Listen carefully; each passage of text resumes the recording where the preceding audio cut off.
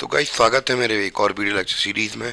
और आज हम लोग बात करने वाले हैं रिसोर्सेज एंड डेवलपमेंट के बारे में। तो क्या होते हैं रिसोर्सेज और क्या होते हैं डेवलपमेंट। तो इस चैप्टर का थीम ही हमारा यही है, रिसोर्सेज एंड डेवलपमेंट। तो रिसोर्सेज के बारे में बात कर लेते हैं।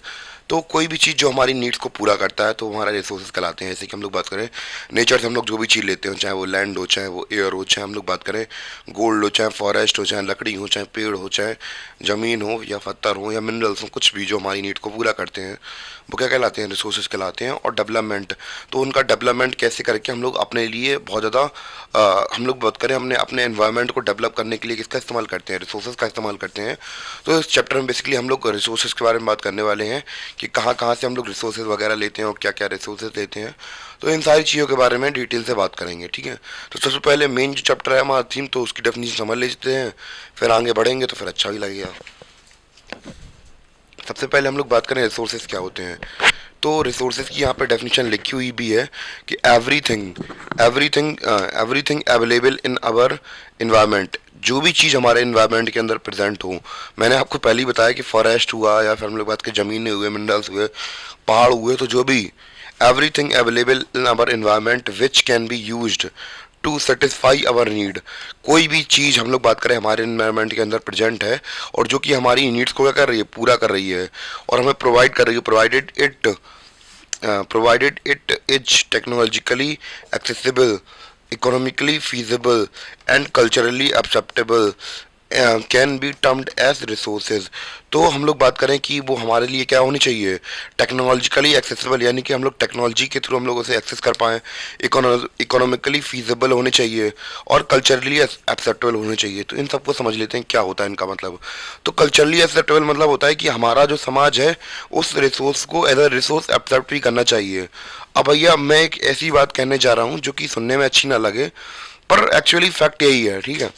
जैसे कि कोई, प्लीज़ बुरा मत मानना, किसी के मैं सेंटिमेंट को आहित नहीं करना चाहता या फिर दुखाना नहीं चाहता, मैं केवल एक एग्जांपल दे रहा हूँ। जैसे कि हम लोग बात करें कि हम लोग इंडिया में गाय और सूअर का मांस नहीं खाते हैं, पर जो फॉरेन कंट्रीज़ होती हैं तो वहाँ पे जैसे आपको पता होगा जो गाय का मांस होता है उसे बीफ बोला जाता है और जो सुअर का मांस होता है उसे पोर्क बोला जाता है।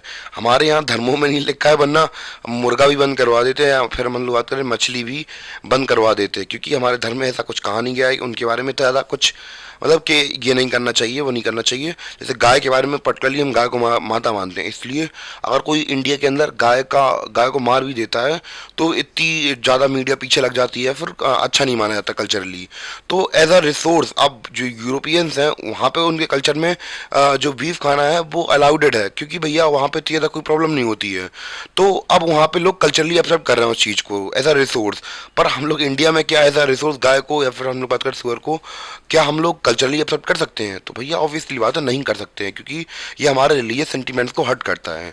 तो अब हमारे लिए जो बीफ और हम लोग बात करें पोर्क है, क्या वो रिसोर्स कहलाएगा? नहीं कहलाएगा, क्योंकि भैया वो कल्चरली एक्सेप्टेबल नहीं है।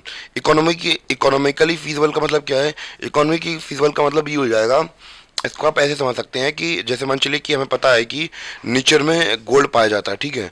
तो जब गोल्ड पाया जाता है तो गोल्ड जैसे मान चलिए एक ट्रक होगा तो एक ट्रक में कितना, मुट्ठी भर भी सोना नहीं निकलने वाला है।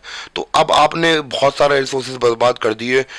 मान चलिए सोना निकलना था 10,000 रुपये का और आपने खर्च कर दिए 20,000 रुपये। तो अब ये इकोनॉमिकली फीजिबल होगा या नहीं होगा? नहीं होगा। तो ये सारी चीज़ें होती हैं। तो रिसोर्सेज की डेफिनेशन आपको समझ, उम्मीद है कि आपको समझ में आ गई होगी। तो क्या होती है कि एवरीथिंग अवेलेबल जो कि हमारे एनवायरनमेंट में हो और हमारी क्या कर रहा हो, नीड को सेटिस्फाई कर रहा हो, तो वो रिसोर्सेज कहलाएगा। और वो कैसा भी होना चाहिए, टेक्नोलॉजिकली फीजिबल हो, एक्सेसिबल होना चाहिए, यानी कि टेक्नोलॉजी के थ्रू एक्सेस कर सकें हम लोग उसे। इकोनॉमिकली फीजिबल होना चाहिए और कल्चरली एक्सेप्टेबल होना चाहिए, तो उसे क्या बोल देंगे, रिसोर्स बोल देंगे। तो ये सिंपल सी एक बेसिक डेफिनेशन हमारी रिसोर्स की हो जाएगी। क्लियर?